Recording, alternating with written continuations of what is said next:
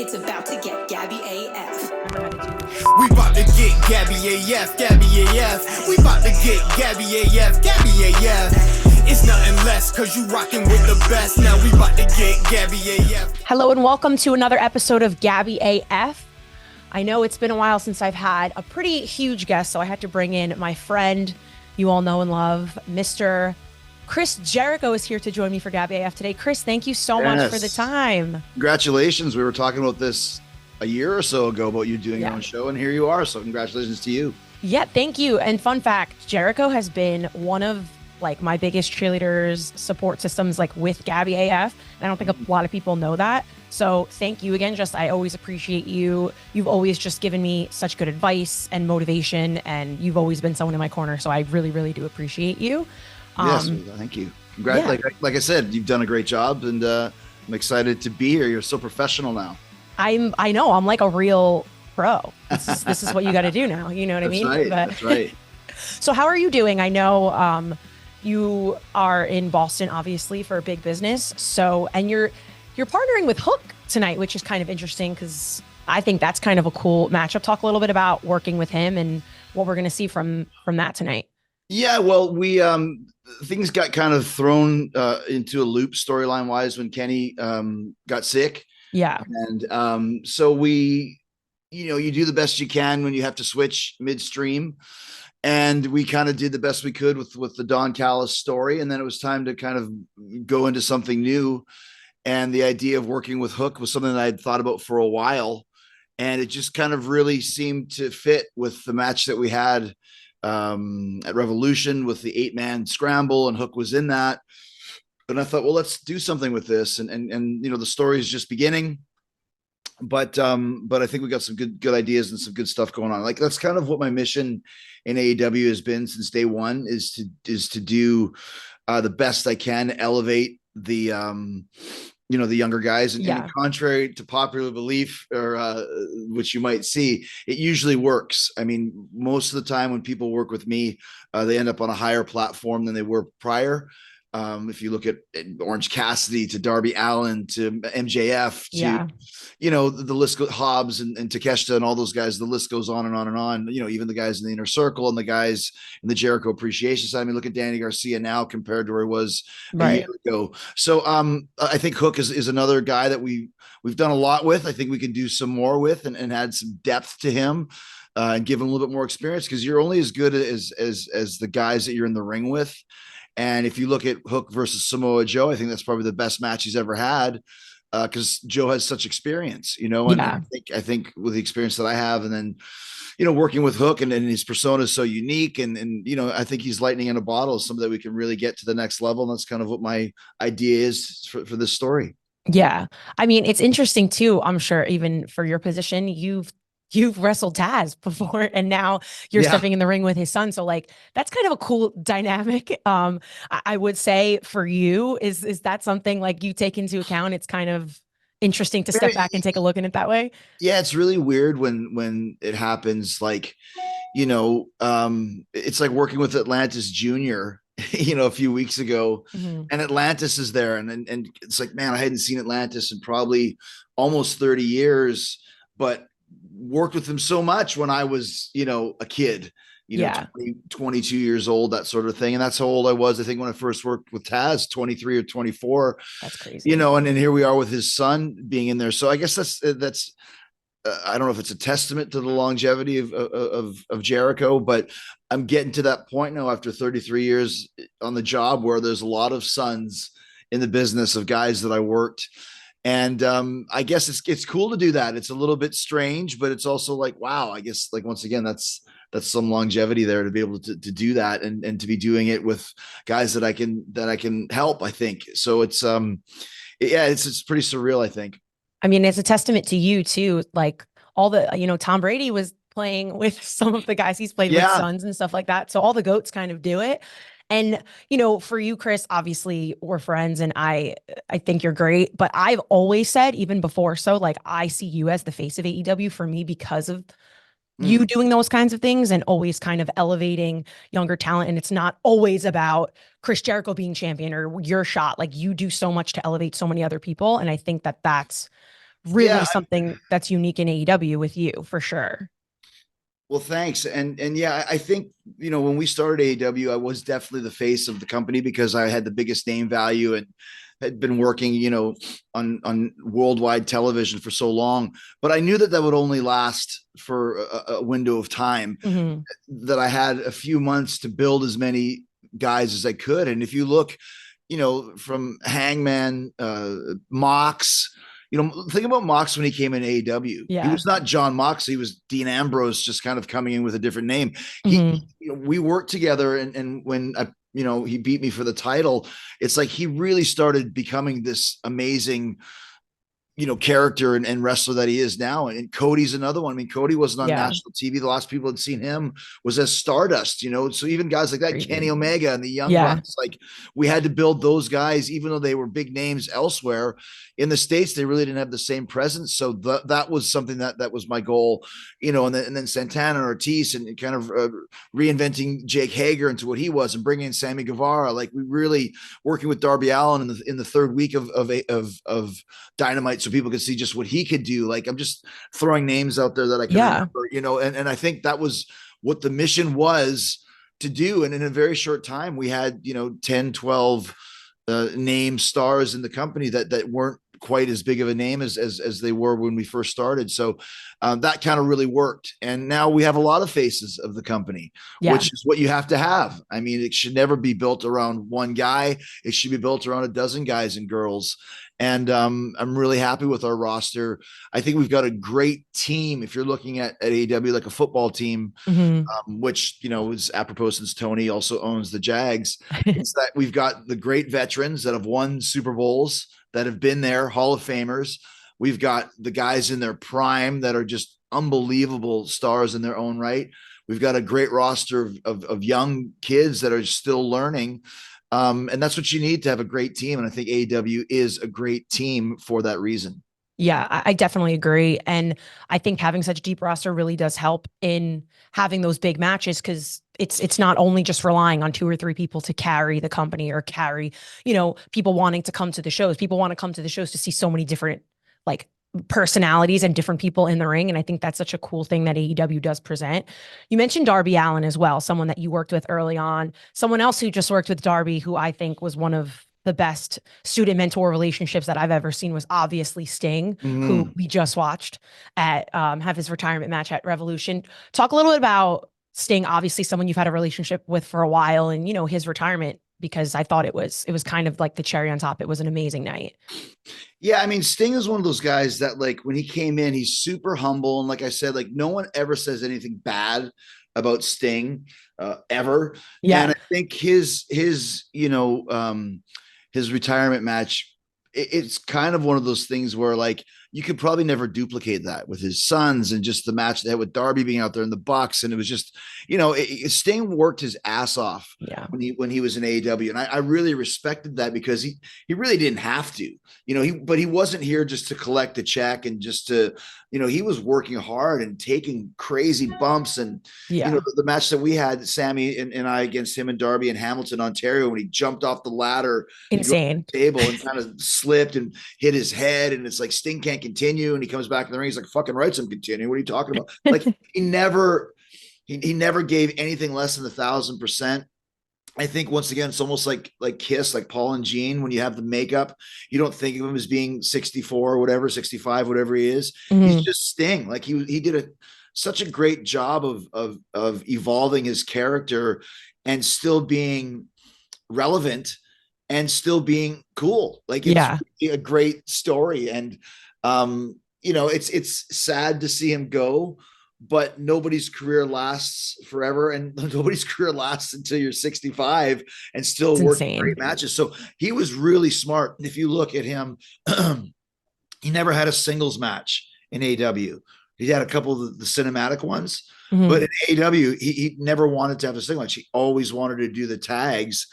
And as much as he helped Darby helped him. And it was, like you mentioned, that's one of the greatest mentor student, throw that to one of the greatest tag teams, I think, ever of all time, for that reason. So it was great to be a part of that. And once again, what an inspiration. And in a company where I'm kind of like the seasoned vet, when Sting came in, it's like, man, I was learning from him. It's like when we did our matches together, you know, you fall back on what Sting wants to do first, and then work from there. So he was great, and I'm glad that we got to do some matches together, because we had never been in the ring before, ever, with both the careers we had. We had never had that opportunity. So we had a couple really good matches and a couple really good moments, promos, bat wars. Like, it was really a lot of fun to be there with him. Yeah, I mean, I talked about this a little bit coming up on his retirement, but I became a Sting fan in this part of his career, which is crazy because he's been around for so long.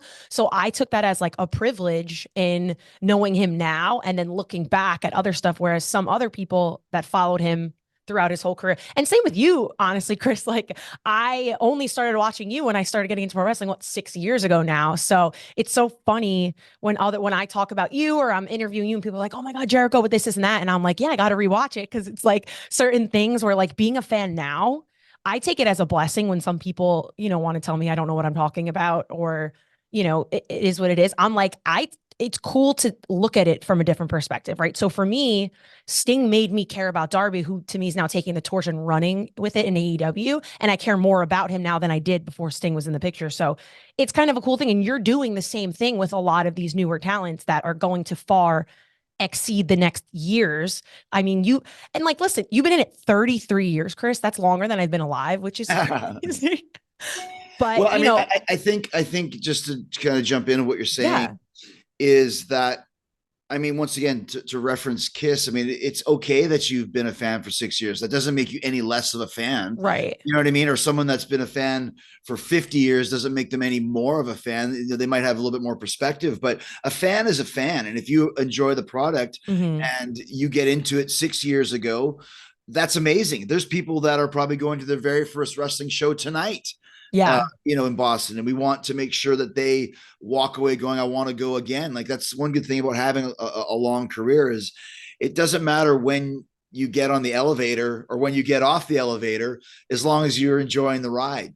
And, there's people who probably used to be Chris Jericho fans that aren't anymore. I appreciate them. There's probably people that have been Chris Jericho fans for 6 years. I appreciate them, or only for the WWE years, or only liked me in ECW, only like me now, or only like me in Japan. Like, that's all good. So, I think that that's important, to always put on the best show that you can, because you never know when it's somebody's first time watching wrestling or somebody's last time watching wrestling. Either way, you want them to go away with a good feeling about our show and about my performance, or all of our performances. Yeah. And even speaking of which, obviously we've been talking about the roster. Someone that debuted last week that I came on and I was like, I'm excited about, but I don't really know the significance, is Okada. So, talk about how important it is, how big of, listen, I knew the excitement. I knew he was a big deal coming in, but maybe talk about the significance of that and how excited you are. Are you going to want to work with him in AEW? Obviously, absolutely. I worked with Okada once in New Japan, and we had a great match. And then that's the thing I like about him coming here, and Ospreay, for sure. And, Mercedes, is that perception is reality in this business. And the fact that we've got, who else was out there that were big free agents? Will Ospreay, Kazuchika Okada, and Mercedes Moné, and they all ended up in AEW. That's, right now we're around WrestleMania time with WWE being as big as they are. That's a really good kind of thumbs up for AEW, where it's like, yeah, sure. WWE's having, a huge time right now, but don't forget about the fact that we got three of the hottest, probably the hottest free agents in the world in our company. That's a big deal. So, I think Okada is a superstar. He already is, but a superstar to be here in the States. He has got such a look. He is such a great wrestler. Obviously, he's headlined many Tokyo Domes and many New Japan shows, already a legend in that country. I can't only imagine what he's going to do in this country. And same with Will Ospreay.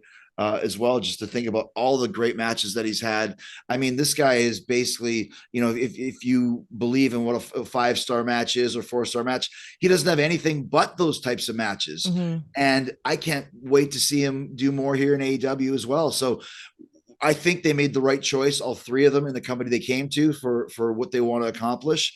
And it's exciting for me, and it's exciting for AEW. So I can't wait to work with Ospreay again. I mean, I worked with him in Wembley earlier last year, and I worked with Okada once before as well in Osaka. So I can't wait to lock horns with them again in AEW. Yeah, no, it's super exciting. And I know Ospreay just in an interview was talking about how he did decide to go to AEW, and it was, you know, it wasn't only the roster and his excitement for it, but just dealing with Tony and the schedule and that kind of stuff. He said it was like a night and day decision. And he said, you know, at the end of the day, it was what was right for him and what he felt best doing. And I think that's kind of an amazing thing as a pro wrestler now that there are these options, especially for someone like an Ospreay to feel so like privileged and happy to make your decision and feel comfortable with it, because he wants to stay in the UK. He wants to live there, and have, you know, an owner of a company be so lenient with him and really talk him through it so that he felt the best about his decision is just an amazing thing in this world. Obviously you mentioned Mercedes. You know, I've been saying, especially with the addition of like Deonna Purrazzo, what Toni Storm is doing right now, I think the women's division is only getting stronger in AEW, and it's getting more exciting to watch for sure. You got the return of Britt Baker on the horizon, Jamie Hayter, you know, Thunder Rosa, all these women. And now you're going to throw hopefully a Mercedes Moné into the mix. Kind of talk about that a little bit. Obviously, she is probably the hottest free agent that was, and she stands for so much more than just pro wrestling, in my opinion. So like kind of talk about the addition of someone like that to AEW and like how much you think it's going to affect that women's, there's not only the women's roster, because I think it's going to affect the whole company. Yeah. Well, I mean, when you talk about her, you know, and I know we're airing this on Friday, we're talking Wednesday. So we're assuming that she showed up. So let's just have that caveat. I hope so. Yeah. If we don't, it's not going to be that great of but she's more than just a star, like, you know, in the women's division. She's a star overall. She's got that star quality to where, you know, I don't even remember her as Sasha Banks anymore. It's Mercedes Moné, which is a much cooler name to me anyways. Yeah. And I think when she, once again, like I said earlier, when she shows up on an AEW show, it's like, oh my gosh, she's here too. Like everybody's coming to AEW. Yeah. And, you know, we have a very talented women's roster, but it's always good when you can bring in somebody of that level of stardom with that type of experience and star power. Because you mentioned Deonna and Tony, you know, Britt will be coming back soon, I'm assuming, you know, Chris Statlander and, you know, all these types of girls. Anna Jay is coming to her own, Sky Blue, Julia Hart. I mean, that roster, Riho, every time I see Riho, she's amazing. And, you know, there's a lot of great girls, women in the company. So when you see Mercedes come in, you know, the matches are going to get more interesting. The match ups that you can put on pay-per-view and on Dynamite are going to get even bigger. And once again, the star power that she has just takes things to a different level. And I'll say something else too. I know from experience, it's good when you show up in a new company. It really is.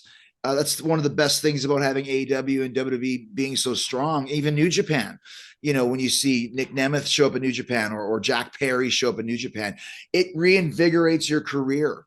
And it gives you a whole new fresh coat of paint, shall we say. So it makes you a bigger star when you go from one company to another. I really believe that. And it shakes things up. It's exciting for the fans. It's exciting for the roster. And it's exciting for you as a talent. So I think she's going to be reinvigorated when she comes to AEW. We do things completely differently here, which in some ways is good. In some ways is not as good, but mostly it's good. And there's a system in WWE that works. Our system is completely different. And when people come here, it's almost like, oh my gosh, really? Like I can do that, or I don't have to do this.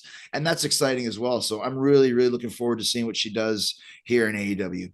Yeah. I mean, I think it's just going to be, I think one of the most exciting things that happened for the women too was like the return of Soraya. I remember I was there when that Right. happened. Soraya as well. Yeah. Oh my gosh. And that was like electric Yeah. because of who she was. And now, you know, that was someone who was told she was never going to wrestle again. And now she's Right. actively doing so much. And I'm a big fan of hers.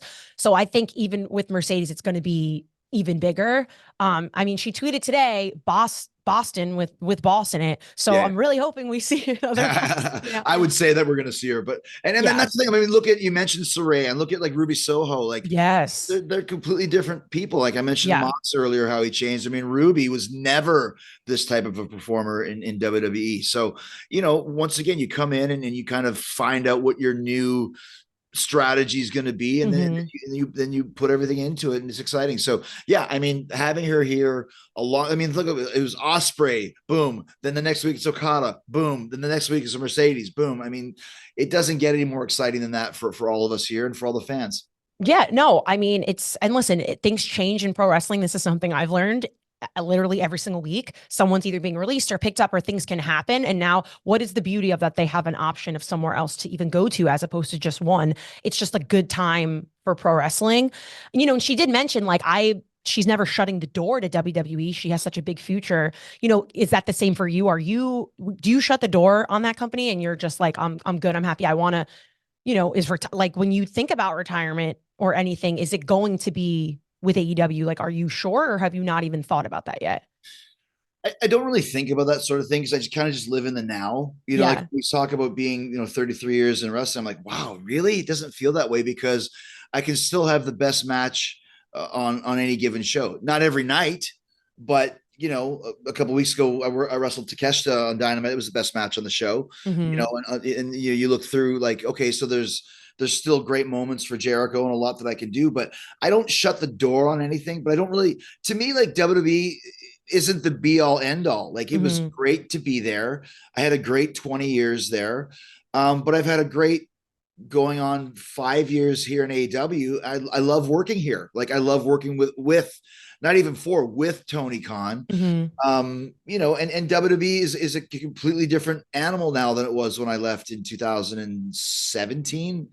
Gosh, think about that. 2017, maybe. I think my last match was Saudi Arabia early in 2018. So you're going on 6 years now. I mean, think about that, right? Like, that's crazy. It's been 6 fucking years. So it's like, it's not something that I've really thought about.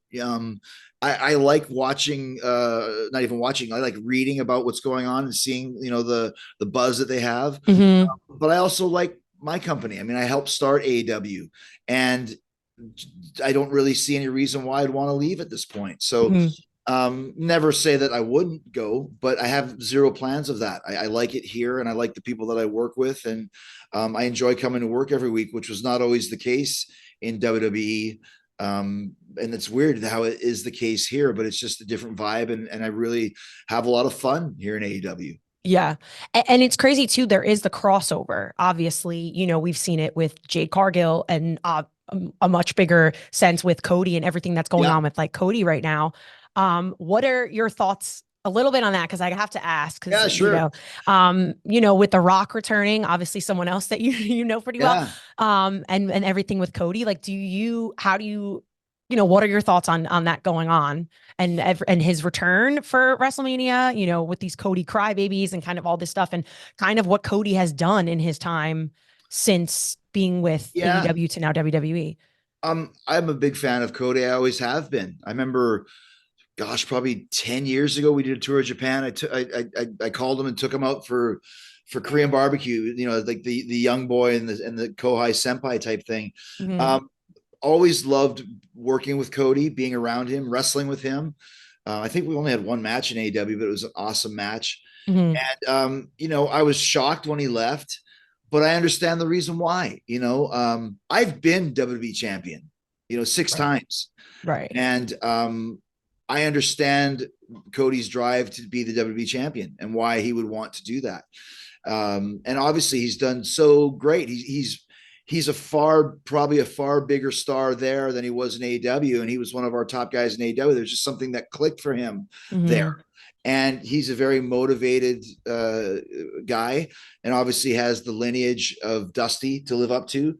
And he took a chance. And once again, like I just said earlier, going to another company makes you a bigger star. Yeah. And it certainly worked for him, shall we say. I mean, he became a huge star in WWE and a future world champion for sure. So I'm very proud of him. He took a chance. Like I said, it was sad to see him go, but I understand why he left, and I'm happy that he's doing so well now.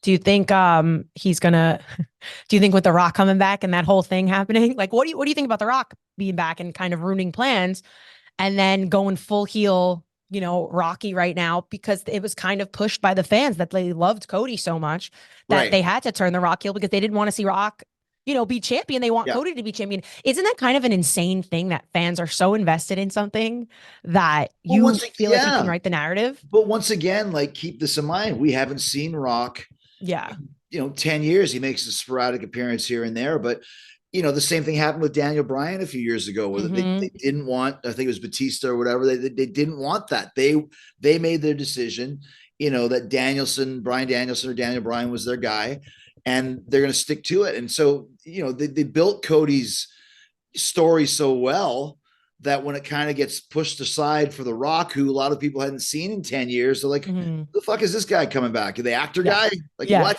We want this guy. Right. And Rock is so smart. Obviously, he did the right thing and turned heel. And, I don't think this is a one and done for Rock either. I think that he's enjoying being back in wrestling. He's always had that bug. Obviously, he grew up in the business. People forget how great of a pro wrestler he is, not just on the mic, but actually in the ring. And ring shape is different from other shape. But I mean, look at him. I mean, you think he's going to take it lightly being in the ring? I'm sure he's having practice matches and all that sort of stuff. So he's going to come back and be The Rock. And anybody that doesn't understand how huge it is to have him on the show in any capacity doesn't really understand business, because The Rock means money, and the point of wrestling is to make money. Yeah. So I think it's awesome that he's back, and looking forward to seeing what they do at WrestleMania and beyond. Yeah. I love that. I love that you are like looking forward to it, because you are at the end of the day still someone who appreciates the business so much and you know it so well, as opposed to being like, screw that. Yeah, you're a fan. Like I love that. I think that goes beyond what some people realize sometimes, that you've been in it so long, you love this business, you love pro wrestling. So you're not gonna ever wish ill on other people or other companies. And I think that gets lost on fans sometimes, that they live in this rivalry. And it's like, you can enjoy everything at the end of the day, and you can like the people you like and hate the people you hate. And at the end of the day, they probably want you to hate them. So they're winning in the sense of it anyway. Yeah, I mean, and it's such a cool thing. It's your choice, and there's so many people that just hate everything AEW, or just hate the fact that Chris Jericho exists, or hate WWE. And it's like, I don't understand that type of a vibe, because listen, man, like, I like the Beatles and I like the Stones, and I like Iron Maiden and I like Metallica. And, it's like, I don't have to choose one or the other, because I just like them both. Or, I like a million different bands. Yeah. So it's the same with wrestling. I love the fact that AEW is doing great. I love the fact WWE is doing great. I love the fact that New Japan is doing great. Congrats to TNA for always doing business and putting on shows, and MLW, and CMLL and AAA. And it just means more places for guys to work, and more places for fans to see great wrestling. I mean, my goodness, there is so much great wrestling now. Before, I remember, like, once again, whatever a 4-star match is, I remember before, to get a 4-star match was a pretty rare thing. Yeah. Now it's like, fucking hell, man. There's just like a 4-star match every match. Like, it's just crazy how good the quality of the athletes are. But once again, wrestling is still always about storylines and characters. And that's kind of one of the reasons why I'm still a big fan of the business, is for that. I mean, a good match is a good match, but a great character and a great story, that takes precedent over everything. I love that you said like character and story, because that's what draws me into who I like and who I don't like.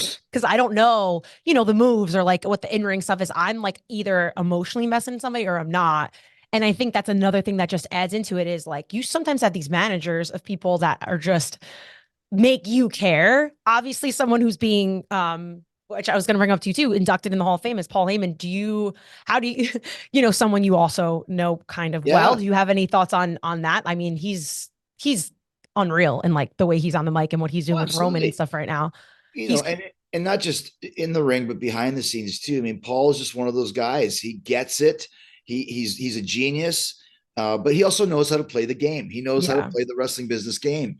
And that's the first ballot Hall of Famer for me. We talk about, I just did a podcast on the Jericho cruise with Bubba and Devon and Jerry Lynn and Missy Hyatt. The Paul Heyman stories are legendary. He's just a character's character for sure. I'm talking outside the ring. Yeah. And in the ring too. Like, once again, he knows exactly what to do to tell the story. He knows exactly what to do to build his guys. Whoever he attaches himself to becomes a better performer and a bigger star. He's just one of those guys. He's very smart. He'll be in the business until he's 80 years old if he chooses to be.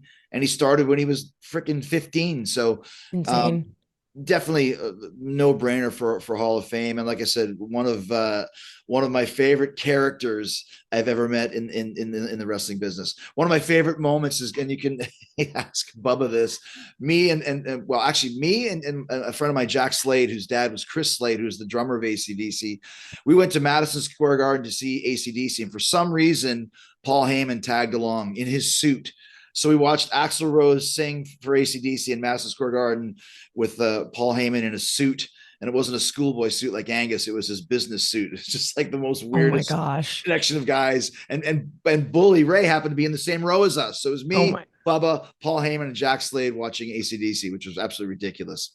Oh my God. Shout out to Bully Ray, by the way, one of my best friends, even though he doesn't want to say it. One of my guys who, by the way, because of Bully Ray, I know about these bands that you're talking about, because he had to make me know about all these. Otherwise, before I started pro wrestling, I didn't even realize, the crossover between music and pro wrestling, which all of you guys talk about all the time, which I love. And maybe on the next Jericho cruise, if I get the invite to Jericho cruise, which looked like a lot of fun, and I've been wanting to go, maybe next year, because it's only getting bigger. It is. Yeah. This last year was probably our best one. We had a blast. It was one of those things where year one was a money loser, which is fine. You're building a business. Year two was a big hit. And then pandemic came and things kind of got out of whack, and then kind of rebuilding it 3 and 4 and 5, we sold out again. So now we're back to where we need to be. And we had a great time. And like I said, you're definitely in the running to come on the next one. In the running. We'll see. But seriously, it is a lot of fun. And once again, that's something that I take great pride in building this experience for fans. Something completely unique and different that no one's ever done before. And that's kind of what I love to do as Chris Jericho in every project that I take on. Yeah. You come out to the ring and everyone's singing your song. It's kind of like not everyone has that, you know what I mean? Not everyone has that effect in both the music industry as well as pro wrestling. So what you do is so cool, I think. And I know you guys go on tour and you with your band, and it's kind of cool to see you living out these kinds of things, because it makes you such a unique personality in the business, and it opens the doors for other people to do these kinds of things, and to know that the option is available if they're in these other outlets, which I think you might not, you probably do realize, but I realize it more watching when you have the people coming out with raps, you have these people coming out with music now and dipping into other industries. Like, you've kind of set the pace in that in what you do. And it's really cool to see. Well, once again, if you have talents, when I first started all of these different things, there was a little bit of resistance because you're a wrestler, that's it. And I never saw myself as a wrestler. I saw myself as an entertainer. Right. And so I had no problems building Fozzy, or then, writing books or doing a podcast or starting a cruise or acting or whatever it is, all these different things that I've done, hosting shows. Like, why not? If you can do it, like, I had everyone telling me I'll never make it in wrestling. And then I did. And then had people say, you'll never make it with Fozzy. And then we did. So it's like, now you're dangerous because I'll try anything. You know what I mean? If I really think I can make it work, then there's no limits as to what I can do or what I want to do. I'll at least give it a try. And I think, like you said, that does rub off on a lot of people to know, like, geez, I can, like, look at Swerve. Swerve came on the cruise and did a rap performance and tore it down. He was, and then he wrestled a match. Like, why not? You know what I mean? If you have the talents to do those things, then go do it. I was talking to Rob Zombie about this years ago when he first started directing, and then he's like, people were like, well, you're a musician. How can you possibly be a director? And it's like, that's the stupidest thing I've ever heard. That's because crazy. if you have the talent to do it, you go do it. And that to me is something that I think everybody should give it a shot. If you feel like if you feel like you're good at it and you want to try it, then go try it. And you can usually make it work. Swerve is another person, by the way. Talk about taking, being released from one company and really making a name for yourself somewhere else. Like, he is absolutely crushing it right now. Huge. And he's another one, amazing. I'm a huge fan of Swerve. I think, eventually he'll be our world champion. I mean, it's just a matter of time at this point. And he's got the cool factor. Mm-hmm. He's new. He's fresh. He can talk. He looks great. I mean, he's a guy that could be a crossover super duper star, which is, I think, exactly what AEW needs to go to the next level. Someone like Swerve or someone like Will Ospreay that people don't really know, that have the look, they have the uniqueness, they have the charisma. And once again, I'm not just talking about inside the ring. I'm talking about outside the ring, because that's what wrestling is. Once again, you become a mainstream star and you build the company. And that's, look at all the guys that have done multiple things and get out of the wrestling bubble into the mainstream world. That just makes your company stronger, and makes you a bigger star, and makes your company bigger. Yeah. And not to mention, Prince Nana dancing has now become, I mean, who would have guessed that, right? Yeah. I love it so much. Speak about managers, like, really taking over, like, he makes me laugh. And that's like what I love about AEW. There's so many comedic things that happen. Daniel Garcia getting over with his dance as well, where he had Tony Khan do it that one time, like, after the show. Like, it's little things like that for me, as someone, maybe younger, fresher fan, that's the stuff I remember. And that's the stuff I cling on to when I watch these people. But you're right. And that's the thing, like, where people are like, oh, Danny Garcia, once he got away from Jericho, he really started to blossom. But it's like, that's where he kind of learned and got that confidence. You know what I mean? Yeah. When he first came into the Jericho Appreciation Society, I had those guys come in because the storyline worked. I didn't know anything about any of them, to be honest with you. Parker and Menard and Cool Hand Ange, like, I just, Daddy Magic, like, there was no Daddy Magic prior. It was Matt Menard. There was no Cool Hand Ange. It was Jeff Parker. The first thing I said was, you guys got to change your names. Right. Danny Garcia, you need to, I said to them, if you were going to, I said, who's your favorite musical artist? And they said, whoever it was. I said, if you were going to an exclusive party hosted by this artist, it's on the top of a penthouse. There's going to be Playboy models there. There's going to be influencers and celebrities. What would you wear? And I don't care what that is. What would you wear to go to this top level party? Because whatever that is, that's what I want you to wear next week on TV. And they all showed up with their various outfits, and right away they're different guys. Yeah. Danny's a sports entertainer. When he said that he got heat, well, then he started, I'll try dancing. It's like, dude, you need to entertain. Once again, great matches are important, but characters, everything. The dance put him to a completely different level. That wasn't there before he was in the Appreciation Society. So all of those things work to help build your persona. And that's, like I said, that's something that I'm very proud of Danny for what he's able to do, because he's not the same performer he was 2 years ago when he first came into the JAS. Guys, we have a problem. Recent studies have shown that testosterone levels are falling in American men. Low T is linked to depression, low sex drive, and weight gain, so it's important to stay on top of it. You could go to a TRT clinic, but it's expensive, awkward, and in most cases, not necessary. You just need to stimulate your body's own natural testosterone production. It's time to check out the ultimate test stack at legacysubs.com. The majority of testosterone release occurs while you sleep, which is why the ultimate test stack features their best-selling sleep aid, Recovery PM. Test X9 stimulates testosterone, T-Assist inhibits estrogen, and Recovery PM gives you the best night's sleep you've ever had. You're gonna feel like a new man after trying the ultimate test stack for 30 days. If you don't believe me, check out all the verified 5-star reviews on Top Rated. Legacy Sports Nutrition is founded by 3-time world champion and SmackDown general manager, Mr. Nick Aldis, and 11-time women's champion and future Hall of Famer, Mickie James. And they personally use these products themselves. If you need more assurance, they're NSF certified, third-party lab tested, and made in the USA in an FDA inspected facility.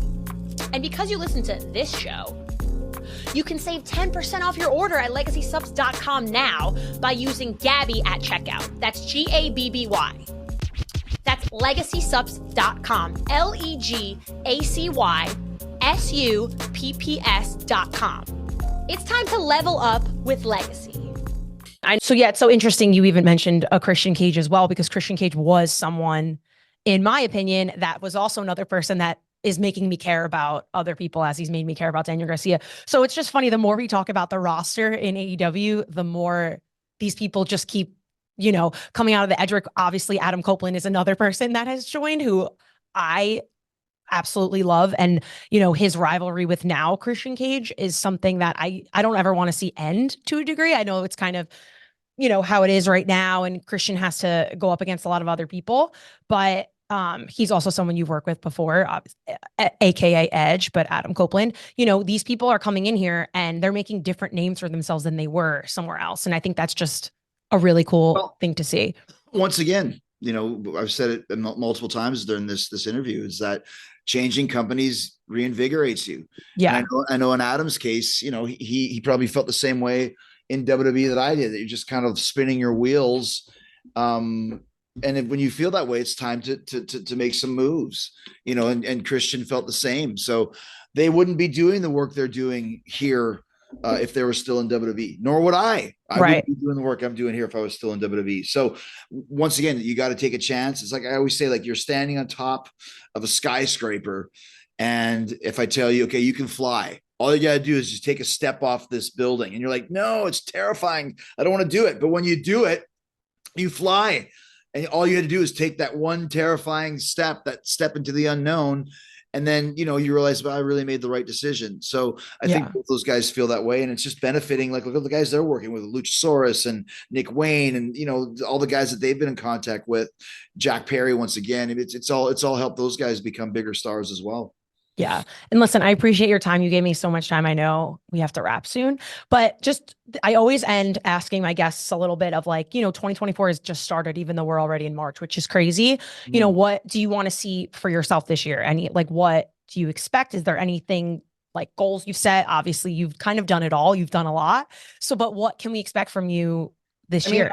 I think, you know, my answer is usually pretty much the same, just to continue to provide the best stories and matches for the fans that I can, the best diversions, whether it's the Jericho cruise or Fozzy concerts or new songs.